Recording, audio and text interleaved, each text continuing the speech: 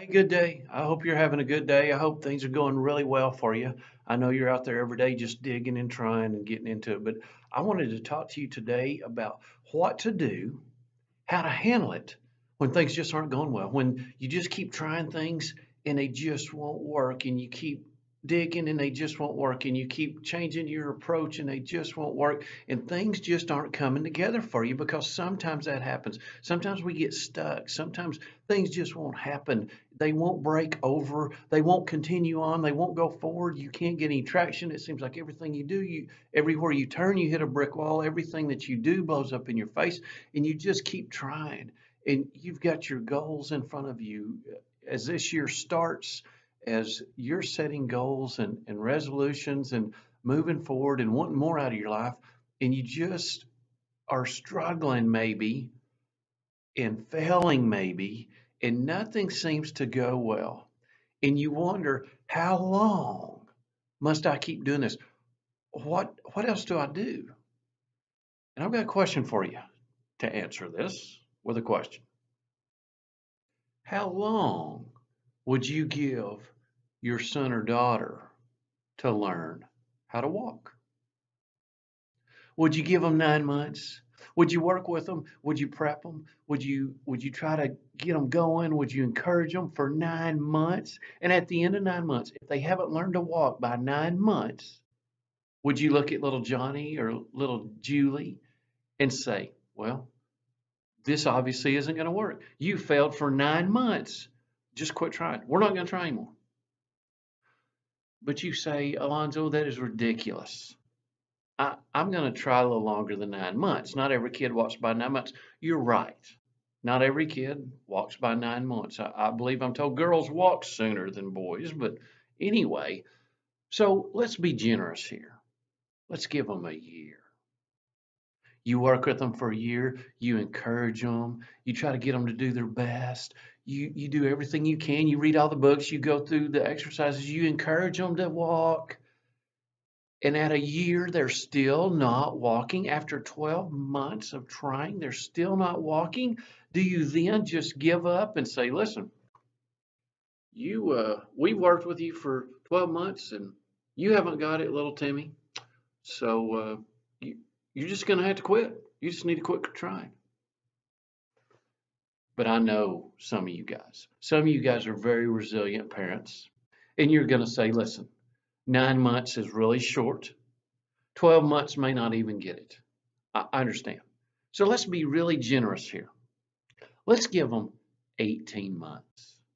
Surely, after 18 months of working with your child, of encouraging your child, of trying to get them to take steps day after day, surely after 18 months, if they're not walking, you'll just cut them off and say, no, we're not going to try anymore. Just give up.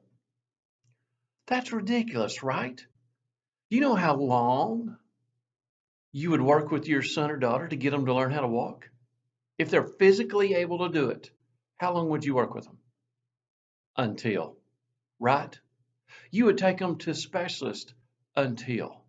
You would get them in physical therapy until. You would encourage them until. You would read the books until. You would watch the videos until. You would go to the seminars until you got your son or daughter to learn how to walk, because you're like, hey, my son and daughter is going to walk. There's nothing wrong with them physically. They're going to walk. And you would work with them until.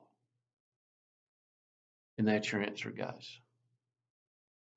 How long must I go to hit my weight goal?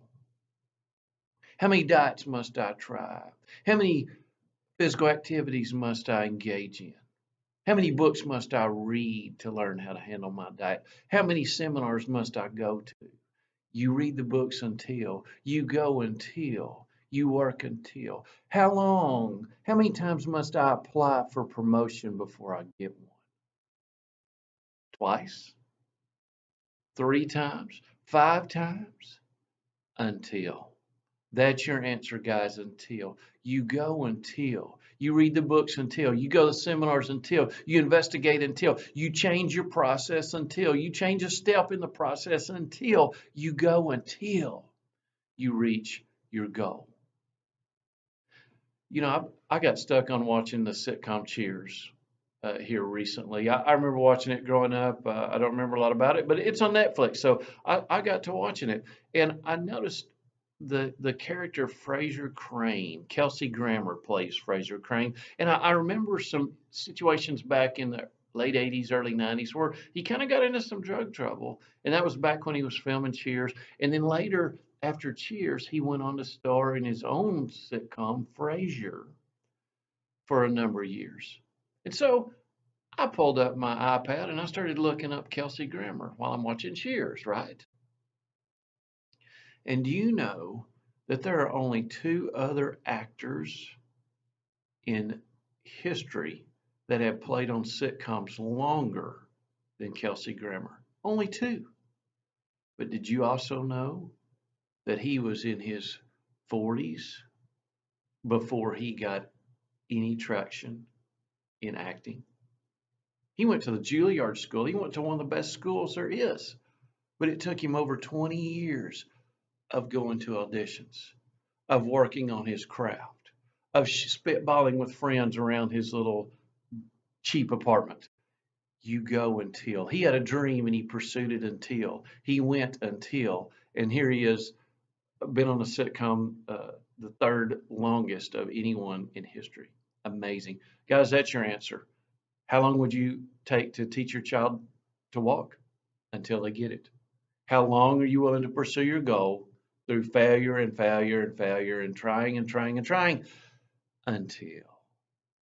Hey, please like and subscribe to this channel and have an awesome rest of the day.